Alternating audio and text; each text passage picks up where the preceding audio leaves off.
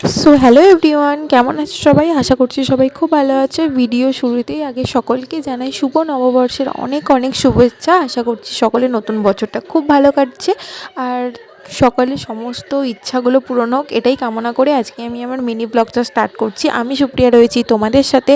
Supriya world ব্লগের পক্ষ থেকে নতুন আরও একটা মিনি ব্লগে তোমাদের সকলকে জানাচ্ছি একটা বিগ বিগ ওয়েলকাম।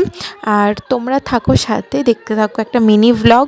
তো আজকে চলে এসেছি নতুন আরও একটা মিনি ব্লগ নিয়ে। যেহেতু এখন শীতের সিজন চলছে, তো সকলেই কিন্তু অনেক জায়গায় বেড়াতে যাচ্ছে, কিন্তু আমার যেহেতু পুচকুটা একেবারে ছোট, তোকে নিয়ে তো বেড়াতে যাওয়া সম্ভব না। তাই ছুটির দিনে ভেবেছিলাম একটু পুজো দিতে যাব মায়ের মন্দিরে। তো সেটার কারণেই কিন্তু আমরা চলে গিয়েছিলাম মায়ের মন্দিরে পুজো দিতে। আর ওখানেই কিন্তু হচ্ছিল রাসের মেলা।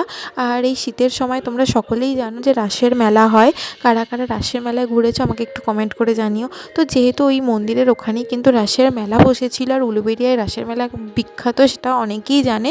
তো তোমরা জানো কি না আমি জানি না, তোমাদের মধ্যে যদি কেউ জেনে থাকো তাহলে কিন্তু আমাকে কমেন্ট করে জানিও। আর তো সেই কারণেই ভাবলাম যে রাসের মেলা যখন বসেইছে আর পুজো দিতে যাব, রাসের মেলা হচ্ছে যখন, মেলায় একটু ঘুরবো না সেটা তো হয় না।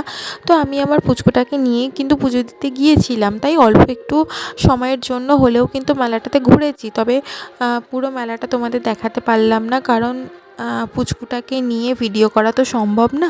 তাই যতটা পেরেছি তোমাদের সঙ্গে শেয়ার করেছি। আসলে তোমরাও তো আমার এক্সটেন্ডেড ফ্যামিলি না।